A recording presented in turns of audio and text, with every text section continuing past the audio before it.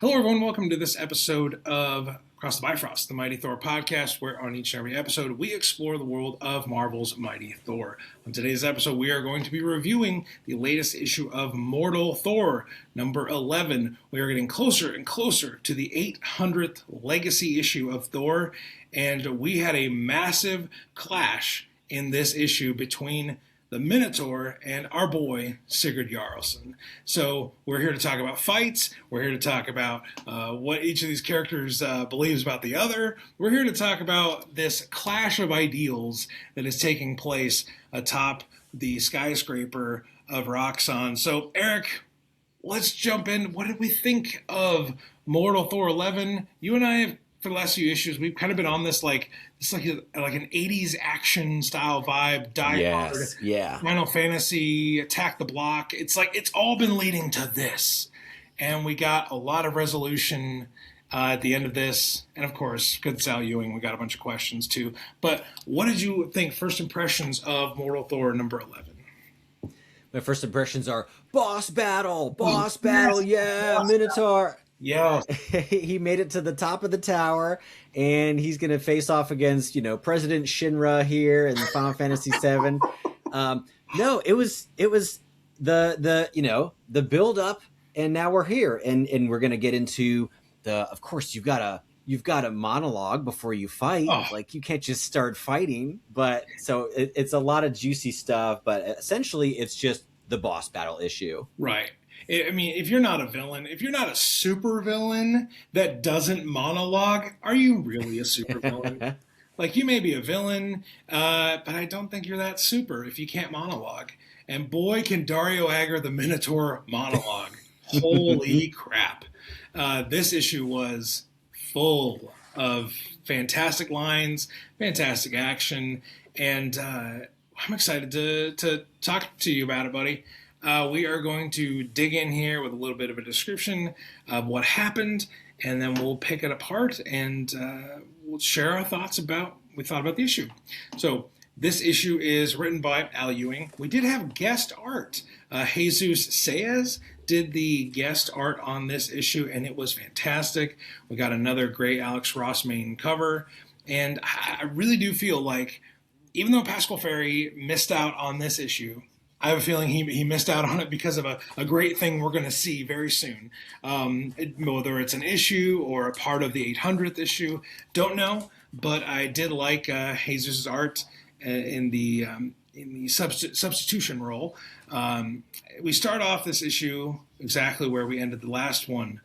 The Minotaur is trying to buy off Sigurd Jarlson with, get this, Eric, $80,000. Isn't it an insulting amount of money for him to just walk away from all of this garbage? It's like, don't worry, I'll give you $40,000 now and $40,000 in a year. It's like, what that amount. I mean, okay, that amount. There's probably a lot of great thought that went into it, where it's like, what's an amount that, all things considered, could be a life-changing amount of money, but that also feels embarrassingly low, right? But then also feels like a decent bribe, but like also feels like insulting at the same. So it's like, right? It's just walking that line of like, oh, is he gonna go for it? I mean, he's behind on rent. I mean, with his apartment, that could go a long way. But like, one thing I had to remind myself of is like, we're in New York for this story, so that money gets you to what, like August.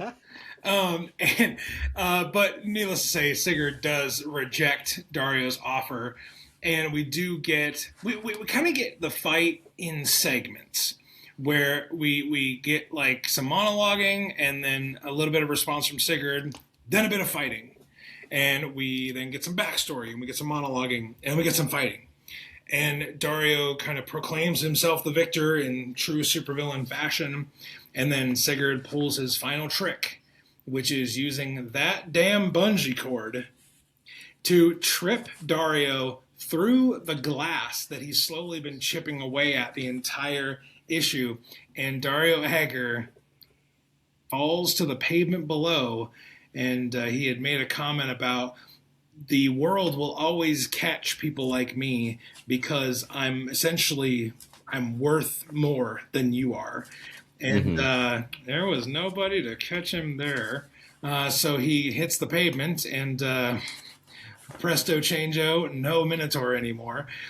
The entire time, Odin has been watching like freaking Batman from the high rises nearby about judgment and what Sigurd has to prove, and then he's looking over the Minotaur's corpse on the pavement, and he knows that another judgment, another test is coming. We go back to Sigurd looking out the window at his handiwork, and we hear a voice coming from behind him, and it is gooey eye sockets himself, Blake.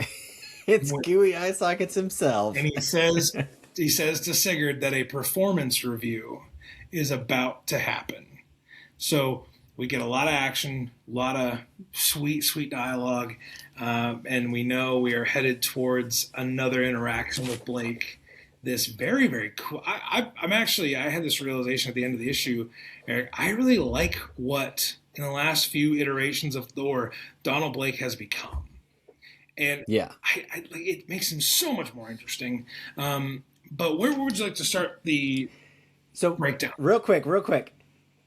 We know that Blake had his performance review with Dario Agger at 5 o'clock. Do you think that's AM or PM? Because it's 5 a.m. is awful early in the morning to have a performance review. But PM makes me feel like it was the end of the day and Dario's just being an asshole. It was like, you're about to leave, I know, but let's evaluate the entirety of your work with us. Well, and when Sigurd is sneaking up the elevator and the back door and stuff like that, they said, oh, the door, like, no one comes in here after 10. And so I think it's got to be the middle of the night, right? Yeah. So maybe it was I think it's a 5 a.m. performance review, and Dario Agger is just that much of a dick to be asshole. Like, oh God, come here at 5 a.m. No, thank you. No, not for me. So, okay. But for real though, so one of the things that I clocked right off the bat was this whole idea where this is, well, obviously it's the conclusion of the first test that Odin has, right, where he's observing. We don't think he's like setting up the events to happen, but he's definitely watching to see how this plays out. And this concludes the first of the trials essentially with Sigurd. Now, this plays out similarly to the one with Cobra, where if Sigurd had taken the deal or the advice of the villain at face value, it would have backfired on him. So just like Cobra was like, you should just run. If he ran, he would have been electrocuted. With this one, if he had taken the money, the Minotaur still would have gored him and killed him. And so that was pretty clear that, like, well, you lose if you take the deal. So he's not going to take the deal. So just to piggyback off that real quick, one of my favorite bits of dialogue was right after the part you just mentioned, Eric, where Dario says, because Sigurd gives him a hypothetical of like why he can't take the deal is because then Dario will just do to the next person what he's threatening to do to Sigurd. Like if he takes the deal and goes away, Dario's just going to do it to the next person. And Dario says, some hypothetical person, someone you've never even met, who will never meet you. Why would you care, Sigurd Jarlson? And Sigurd says, because what am I if I don't? That's all you need to know about Sigurd Jarlson. Yeah. That is his motive, his character, his heart, his soul, how his mind works, how he assesses situations, distilled into one quick statement. I love it.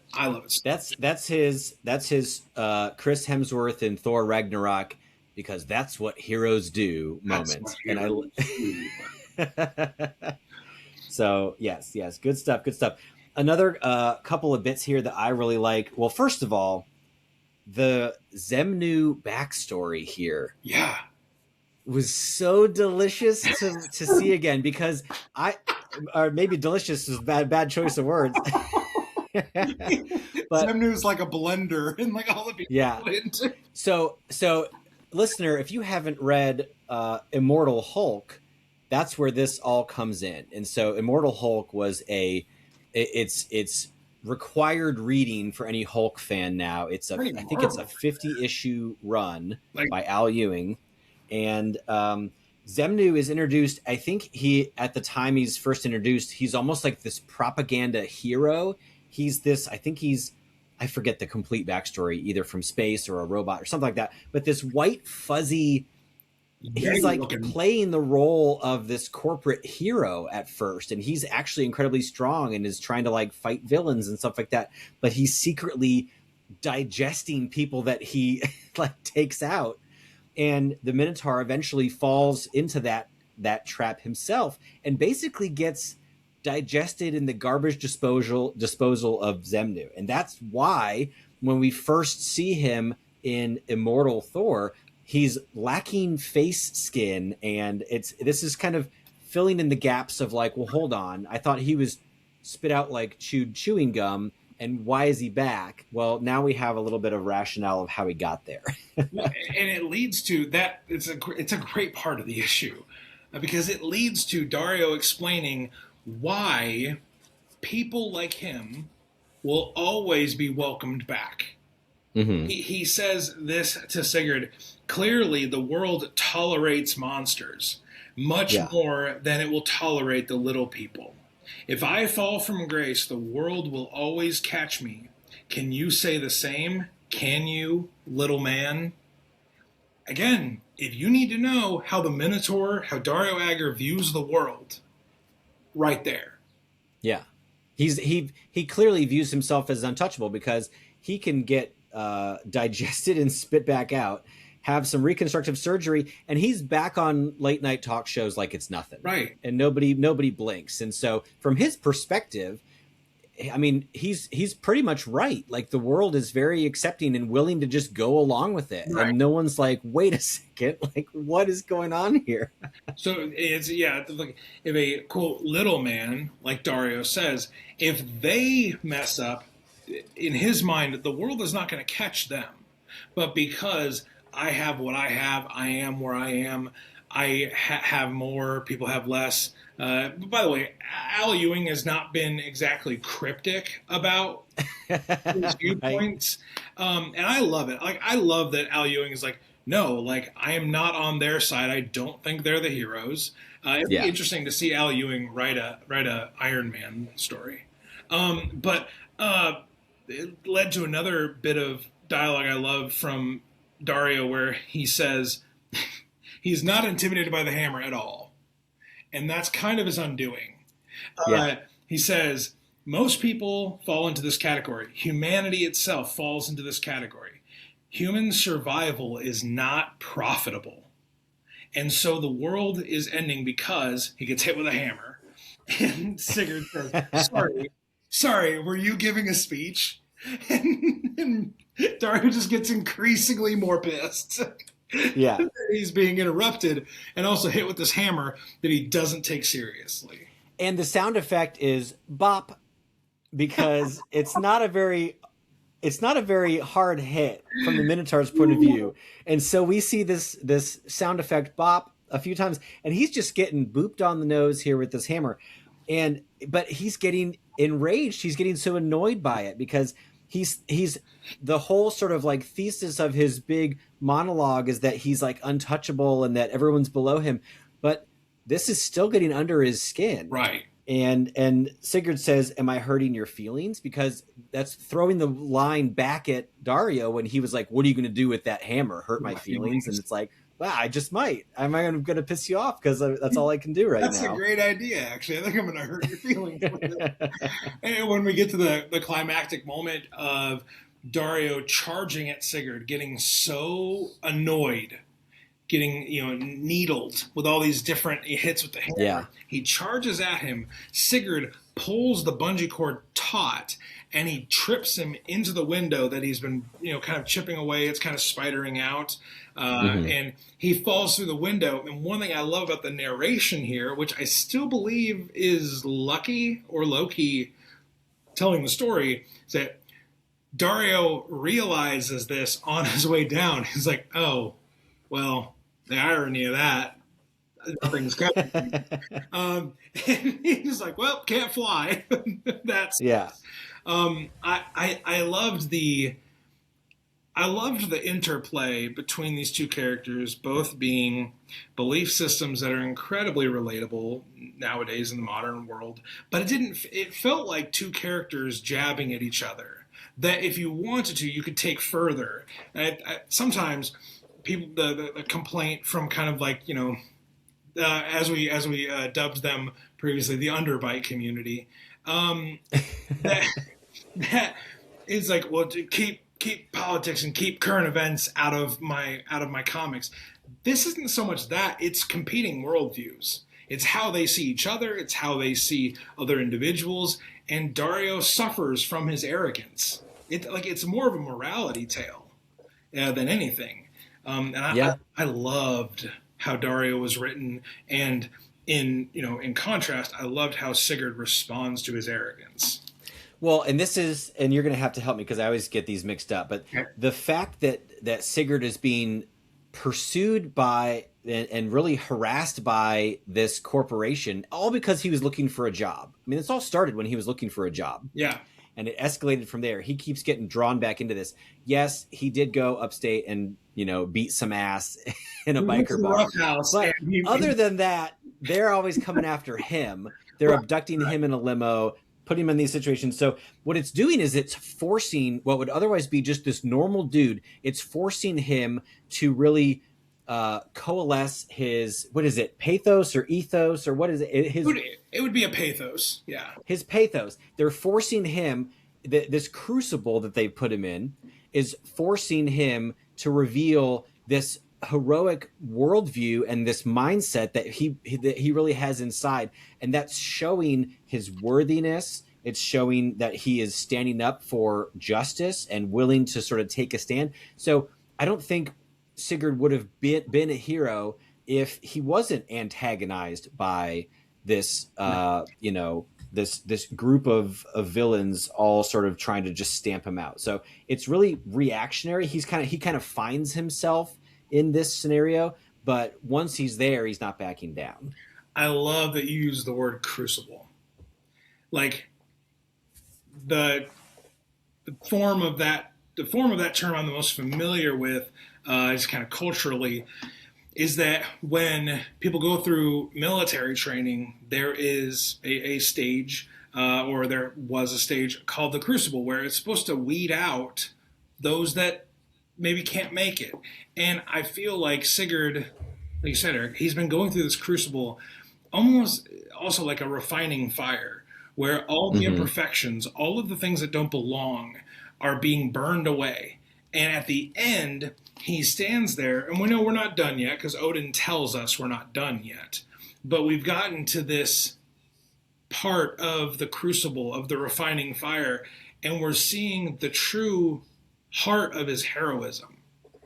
And that is something that, man, I think sometimes we just assume that in Thor comics. Like, well, Thor does this because he's worthy. Okay, well, what does worthiness mean? It means a lot of things. Okay, why is Thor a hero? Why isn't Thor just like a cosmic douchebag with all power?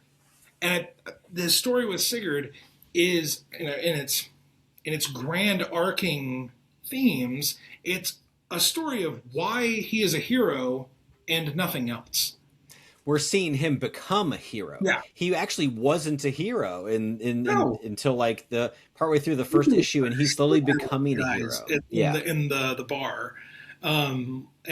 So this has been a great, it's been a great story. And I think every single chapter just adds its own little bit of, this is what Sigurd is becoming. This is what Sigurd is becoming. And I don't want to I was thinking more about how Donald Blake is trying to get the soul back out of him. And he had this line of like, I don't think your soul would fit now. We need to crush it down first. And that's part of the MO of like, we need to make him betray someone. We need to make him be not heroic. But actually what's happening is his soul is becoming even more, pristine and heroic and imbued. I mean, I basically pressure makes a diamond, right? It's like the $2 motivational speaker version of this, right? Well, pressure makes a diamond. So Sigurd his soul is really becoming a diamond here. So, but I mean, it's doing the opposite. So they're trying to corrupt his soul so that they can take it more easily and take it back. But it's actually his soul is becoming battle tested, and his soul is becoming stronger in the process. Yeah, you have to, in a way, it's like Blake and the Minotaur and the gods of Midgard and all the different things they've thrown at him. They're trying to get at him before he is ungettable. Like before it's too late. Yeah, it really you can flip the narrative of the story and be like, okay, this guy is going to become unbeatable. So we have to get to him before he becomes that. And what's actually happening is it's because they're trying to beat him that he's becoming unbeatable. Yes. Dramatic irony. And I learned something today. That was the best thing we maybe have done all year. Ha! Dramatic irony. Ha! Oh, man. God. Eric, is there any other thing about Mortal Thor 11? I know we've done we've done one of your patented book reports on the thematic through lines in this. Yes. Which I love. God, I fucking love comics so much because it's just great storytelling. Like this is not like, which is why I just broaden out a little bit. Which is why I love how you, Faz, Will, the ATB crew, how we discuss comics is not a was it good? Was the art crap? Did it have all these different references from way back when? It's what is the story trying to tell us? How are the characters serving the story? How is the art serving the story? And I just, I wish more people would look at comics that way, and as a mode of storytelling that we as people can take from it, as opposed to it had too much talking or it didn't have enough talking, so it's a complete. It's like, gosh, get over yourself. Anyway, and you don't have to be an expert to look for these crumbs, and I think Al Ewing makes it especially easy to appreciate the literature of comics because he's such a great writer. But if I don't even know the difference between athos and pathos or ethos, and so if I can do it, you can do it too. Let's look at this at a deeper level, right? But before we wrap up, I wanted to hit you with my multiple choice question, and I wanted to put it out there for the listeners too, because I will give my answer again. I'm so curious to see how this is going to wrap up with Mortal Thor. So, what is going to be the ultimate fate of Sigurd? We don't have any inside information. We did interview Al Ewing, and he said something to the effect of like Sigurd's, his time is limited or his days are numbered or something like that. So we feel like he's going to die. But what's going to happen with Sigurd at the end of Mortal Thor? Multiple choice. A, he dies, giving his soul to Thor so that he can be reborn, and that's the end of Sigurd.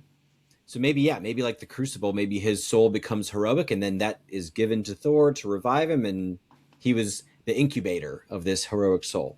B, he is merged with Thor, becoming the new ongoing alter ego who is more relatable than the previous alter ego who was a world-famous surgeon, Donald Blake. So maybe we're going to just have blue-collar Thor be Thor's ongoing human form and just have both. That would be a way to keep Sigurd alive and give us a whole bunch of switcheroo antics like back in the 80s and 90s.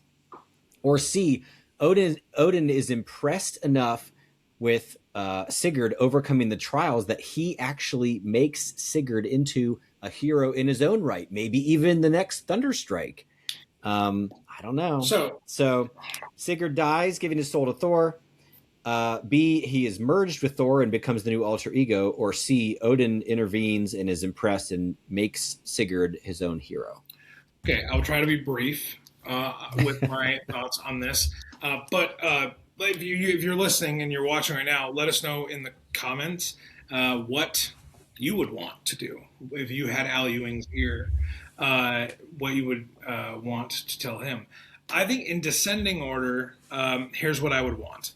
I think Sigurd is a good enough and I love this character. I love where this character has come from and where it's going to.